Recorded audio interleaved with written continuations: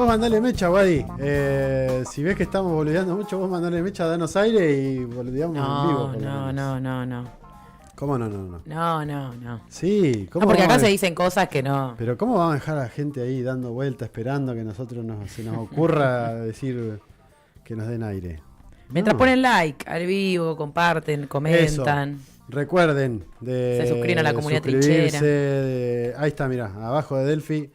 Ahí Wadi puso el QR en el cual pueden ingresar y suscribirse a nuestra comunidad y tener no solamente descuentos en distintos lugares, comida, bebida, textiles, cosas, algunos emprendimientos de misiones que se han sumado también.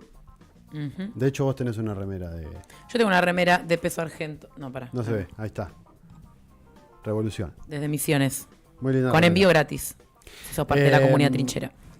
Con envío gratis si sos parte de la comunidad trinchera y participan de los sorteos, no solamente de los que hacemos aquí en Marcha de Gigantes, sino de los más de 30 sorteos que hay a lo largo de la semana en distintos programas que hacen a la programación habitual de Radio Trinchera. Y estamos vendiendo rifas también. Estamos vendiendo nosotros, la rifa de fin de año. 2.000 pesitos, la precio rifa congelado. De la soberanía.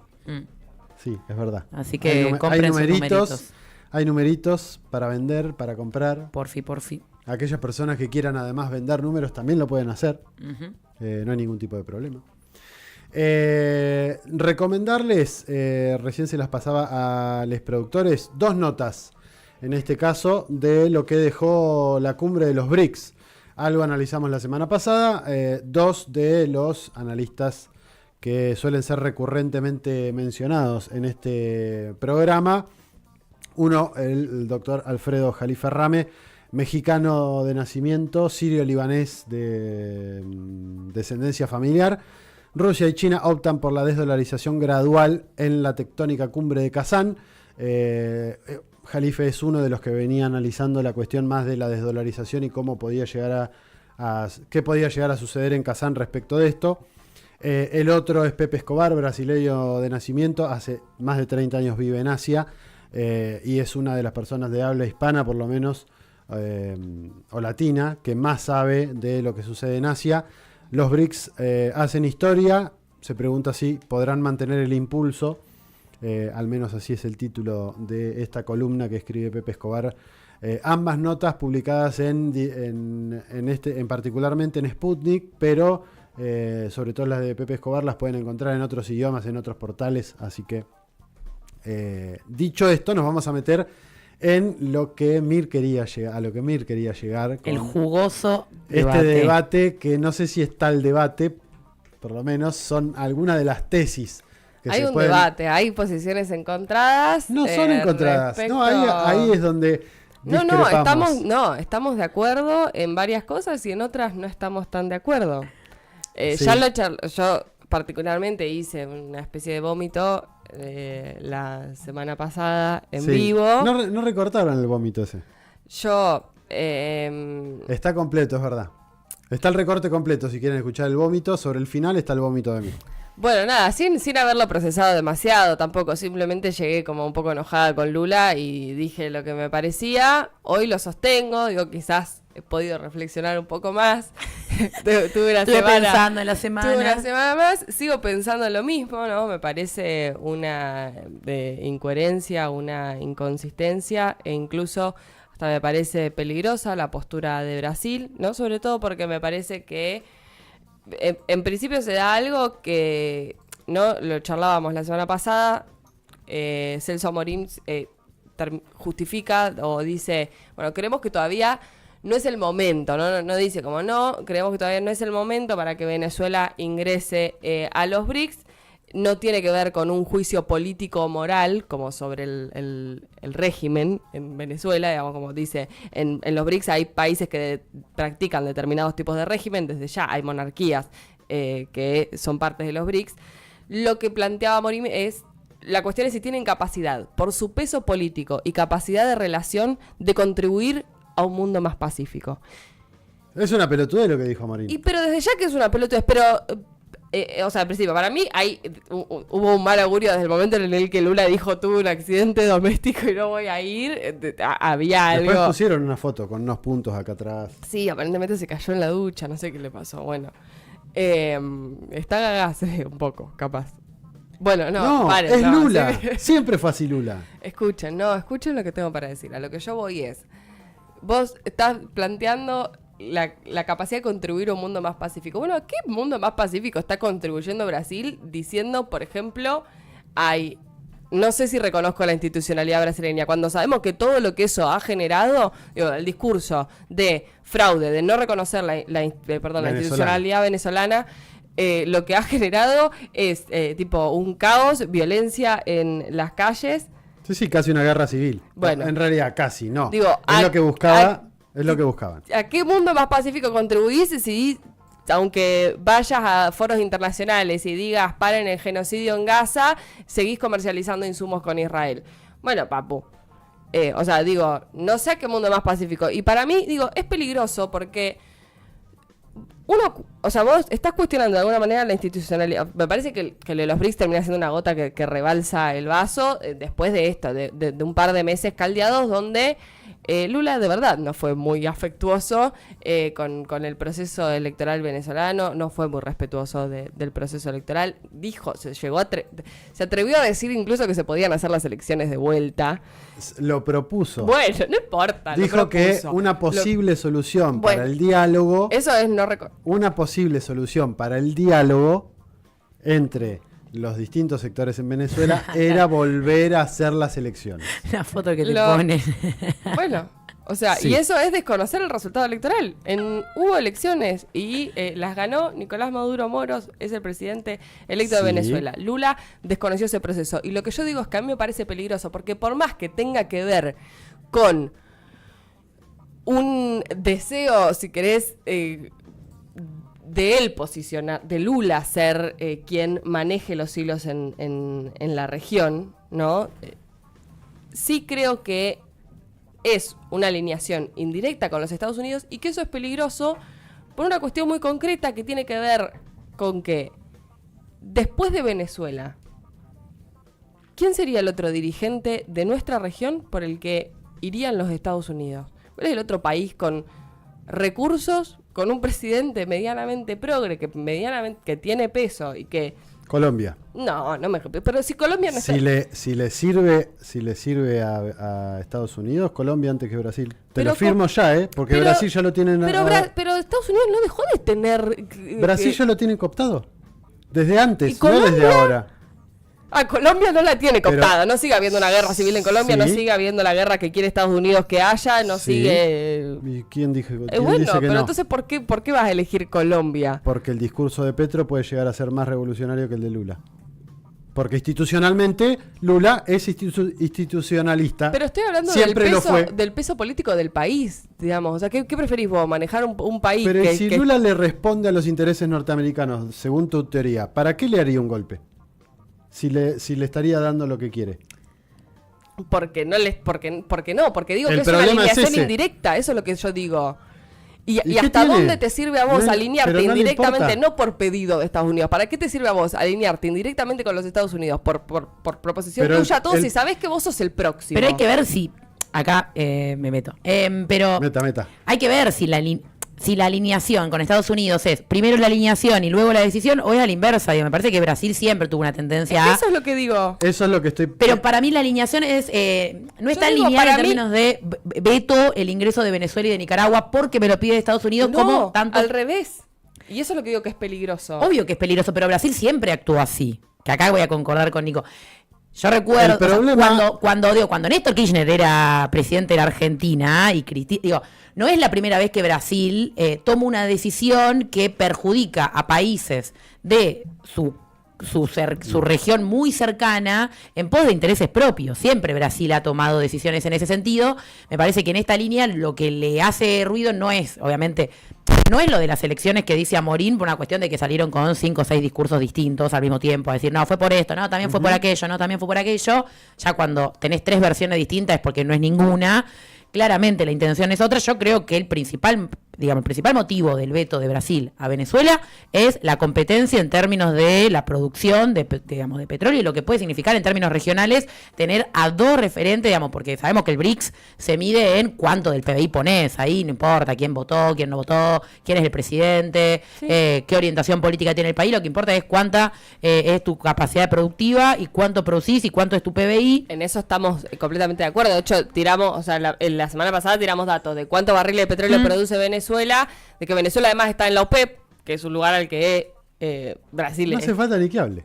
Está deseando, o sea, para mí está, pero yo coincido con esto, yo lo que digo, está clarísimo, igual yo coincido en lo que dice Mir de que es peligroso. Lo que digo es que no es sorpresivo.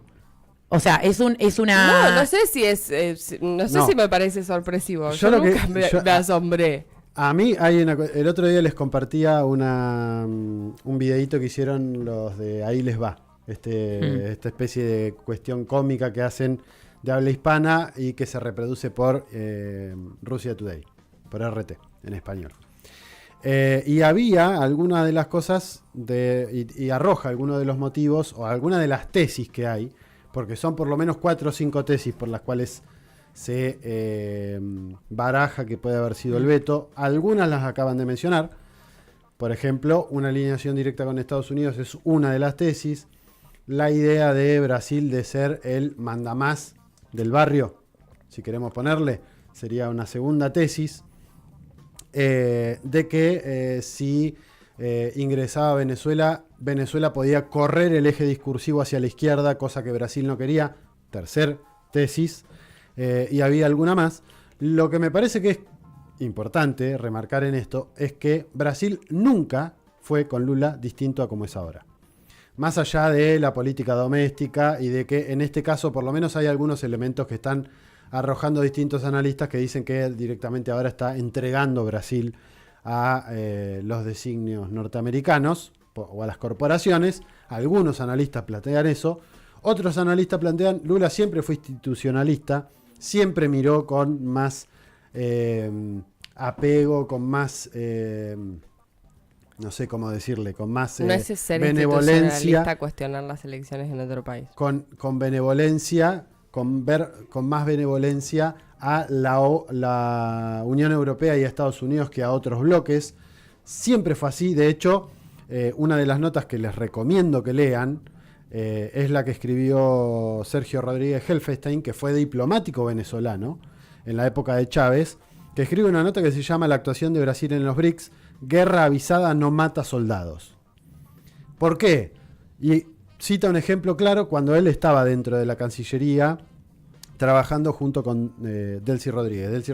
Lo que dice básicamente es que entiende el comunicado que sacaba la Cancillería venezolana, que no responsabiliza ni a Lula, ni a Morín, ni a la Cancillería brasileña, ni a Itamaraty, sino que dice Brasil, así abstractamente, pero porque entiende que también la división entre Brasil y Venezuela es algo que los norteamericanos buscan. Por consiguiente, bueno, hace un ejemplo cuando se estaba discutiendo, pone un ejemplo de cuando se estaba discutiendo que Venezuela ingresara al Mercosur. Había un funcionario de tercera línea de quien era presidente en ese momento del Paraguay, Nicanor Duarte, que se negaba a firmar un documento. Sin la firma de ese político de tercera línea, Venezuela no podía ingresar al Mercosur. ¿Qué pasó? Delcy Rodríguez le dijo a Sergio Rodríguez Helfestein, andate al Teresa Carreño a hablar con este funcionario. Chávez había dado una orden que estaban esperando Lula y Néstor Kirchner para tener la reunión. La orden inicial de Chávez había sido: cuando llegue Duarte, que me lo traen en helicóptero a Miraflores y hablo con él. En el medio se conoce que había un funcionario de tercera línea que se negaba a firmar esa resolución para que Venezuela pudiese ingresar. Cambia la orden de Chávez y dice: tráiganlo por tierra, no lo traigan en helicóptero, tráiganlo por tierra para que tarde más, yo hablo con él, mientras vos andate a hablar con este funcionario y resuélvanlo. Y lo resolvieron. Y Venezuela ingresó al Mercosur. Entonces la diplomacia no siempre es institucional, y dentro del desarrollo de la nota que hace Helfenstein, dice, además, Lula siempre fue institucionalista. Hablar de las elecciones de otro país no corresponde en todo caso, pero si vos estás hablando de la institucionalidad y de los controles y de los chequeos y los contrachequeos que puede hacer la oposición y de que todos se queden contentos con el resultado electoral, la postura de Lula y de Brasil respecto de las elecciones en Venezuela es entendible, porque siempre se manejó de esa manera. Y es una postura injerencista, sí, porque Brasil políticamente, históricamente, quiso ser un subimperio dentro del territorio sudamericano. Y ahí me parece que confluyen distintas directrices, que es, por un lado, Lula no quiere que se corra el eje a la izquierda. Por otro lado, quiere ser el que determine cómo se van sumando los candidatos al BRICS, pero ser ellos quienes condicionan. Y Helfenstein pone otro ejemplo que es la bola o no que le dio Lula en su momento al Banco del Sur, la bola o no que le dio a la CELAC, la bola o no que le dio a la UNASUR, la bola o no que le dio a el Consejo de Seguridad Sudamericano. Todas experiencias que Brasil fomentó y puso en marcha y demás cuando eran ellos los que podían guiar para dónde iba la situación. Por eso Brasil sí avaló y fomentó el ingreso a Argentina, porque el discurso hubiese sido de Milei o hubiese sido de Alberto Fernández, iba a ser de subordinado claro, o junior sí, entramos como a lo que quería Brasil. Y bueno, Venezuela no iba a hacer eso, Nicaragua no iba a hacer eso, Cuba no es eso. Pero Cuba no molesta porque tiene otra discusión. No es el peso político que tiene Venezuela en términos petroleros y no es la narrativa discursiva de Nicaragua, de hoy de Daniel Ortega, que es mucho más belicosa con Estados Unidos. Igualmente me parece que también lo que entra en discusión es cuál va a ser el límite a ese veto que pone Brasil a Venezuela. Digo, me parece que es inevitable que Venezuela termine ingresando a los BRICS. Y además Venezuela ya tiene relación con todos los países. Por eso, o sea, digo, hay una nota de Emisión Verdad que habla de como una especie de fracaso del veto de Brasil a Venezuela, porque habla de todas las otras negociaciones que igualmente llevó a cabo el presidente de Venezuela en el marco de la cumbre de Kazán de los BRICS, en el marco de cooperaciones bilaterales o multilaterales que ya tiene Venezuela con un montón de países, porque esa idea de que Venezuela está aislada, digamos, quedó atrás hace mucho tiempo, de hecho, en términos Delcy reales. Rodríguez volvió recién de la India, de haber tenido una reunión. Hay funcionarios venezolanos que están en Irán juntándose para mejorar la cooperación en comunicación y tecnología, digamos. No se va a aislar Venezuela. Pero digo, más allá de esto, digo, no, pero también digo, cuál va a ser la herramienta o el formato que tengan los BRICS para no terminar repitiendo también un formato de veto, digamos, de aceptación o negación de países ideológica al estilo Consejo de Seguridad de la ONU. Sí. Digo, porque después, está bien que sea por consenso, pero después, ¿qué estrategias te vas a dar para no terminar siendo literalmente el Consejo de Seguridad de la ONU, que es donde Estados Unidos dice no y es no? Mismo. Es lo mismo acá. Brasil dice no y Venezuela queda fuera. Es raro teniendo en cuenta el peso económico y político que tiene Venezuela hoy en día. Lo mismo pasa con Turquía. Por algo Turquía no lo asocian como miembro pleno y sí como socio, porque como socio no tiene posibilidad de condicionar con su voto a quién entra y quién no entra. Y además porque es miembro de la OTAN. Muy probablemente, más allá de que eso haya generado un revuelo importante, porque es un miembro de la OTAN queriendo ingresar al BRICS, la cuestión en concreto es que entra como asociado, no entra con voz y voto para decir este entra, este no entra. Esos siguen siendo los 5 que iniciaron. De todas maneras, me parece que ahí, lo decíamos la semana pasada, el punto lo marca Putin en este juego de dimes y diretes. Cuando Putin expone públicamente a Lula, le marca, che, mirá, para mí lo que le está diciendo, y coincido con muchos analistas lo que están diciendo, es no me gusta qué estás haciendo con esto. Porque además Venezuela tenía consenso casi unánime para entrar al BRICS. Ahí está el coso. Y de hecho, de poco tiempo después de que se conociera la decisión, se conoció que el BRICS ya sabía desde por lo menos hace una semana que Brasil se negaba a que ingrese Venezuela. Claramente. Había en el medio negociaciones y charlas, pero de todas maneras hay una cuestión ahí que termina siendo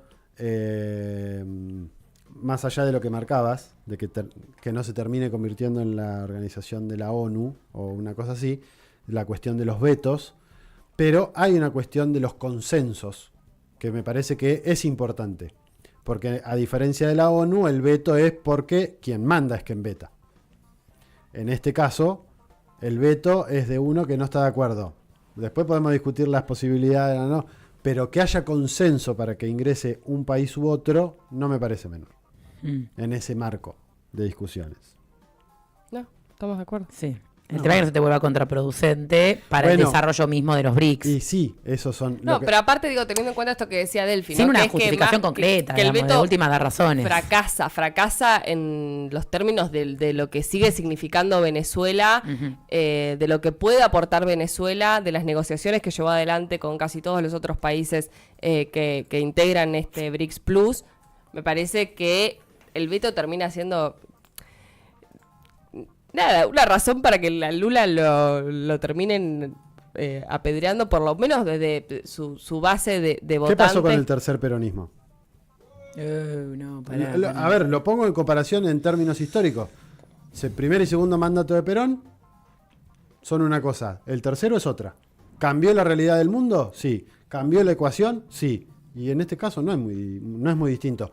Son distintos contextos, distintos personas. Bueno, pero la analogía, la analogía es parecida. Bueno, Lula preso. Bueno, o sea, hay algunos, por ejemplo, o sea, hay algunos analistas brasileños y muchos analistas venezolanos también, que por supuesto muy enojados con Lula. Yo que no coincido tanto con esta postura, planteando que la alineación tenía que ver con la liberación, que el precio a pagar por la liberación de Lula y la posibilidad de conformar la alianza electoral, que la coalición que formó para sacar al bolsonarismo de Brasil, era, bueno, el veto a Venezuela. Es una de las tesis o hipótesis que se maneja en los BRICS. Yo la verdad que no la comparto. Demasiado peso, me parece. Creo que es, sobre todo porque no hemos visto como otras demostraciones que por ahí nos acerquen tanto a esa tesis como quizás el veto a Venezuela y ya lo que venía sucediendo con el discurso en relación al proceso electoral del 28 de julio. Pero bueno, es en base a lo que hoy se está sustentando esta traición a la que aluden por lo menos muchos venezolanos. Sí, es que bueno, también hay una cuestión de que obviamente te sentís dolido por ese no voto. Pero la realidad es que Brasil en todo caso, o Lula en todo caso, está siendo coherente con lo que hizo siempre, que fue querer ser quien determine para dónde va la región. Y incluso lo charlábamos la vez pasada, incluso Lula en una situación de desventaja, porque no tiene mayoría parlamentaria, no tiene mayoría de gobernadores. Le fue como el traste en las elecciones municipales de hace un par de semanas. Sí. Entonces está muchísimo más condicionado incluso que antes.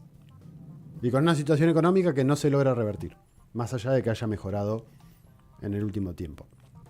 Entonces es una cuestión que es multitask. Está muy... sí, ¿Qué le utilizando pasa? Está en inglés hoy, Nico. Multiformato, digamos, causal. Sí. Task, no. Bueno, No era. no es tarea, multitarea no es. Bueno, tiene múltiples variables. Obvio, sí. Y todas son parte de la decisión. Ese es el punto. Y lejos de esta cuestión de justificar o no, es lo que estamos tratando de hacer es tratar de entender por qué. Porque después, obvio, si nos preguntan a cada nosotros, y yo a Lula lo quiero, si lo tuviese enfrente, lo puteo. Yo no. Bueno, perfecto. Después le doy un abrazo y le digo, compañero, piense lo que está haciendo. Porque puede tener consecuencias catastróficas lo que hizo. De hecho, lo que hace Putin de exponerlo también es para, bueno, a ver, media pila. En definitiva, vamos a cerrar por ahora este caso. Les dejamos las 3 notas, las van a tener en redes sociales dando vuelta para que puedan leer de estas 3 notas que les mencionábamos, la de Sergio Rodríguez Helfenstein, la de Alfredo Jaliferrame, la de Pepe Escobar, y vamos a sumar la de Misión Verdad, que es buena la nota que hicieron. En algún momento vamos a hablar con Bruno Scarsini, uno de los argentinos que trabaja en ese proyecto comunicacional en Venezuela.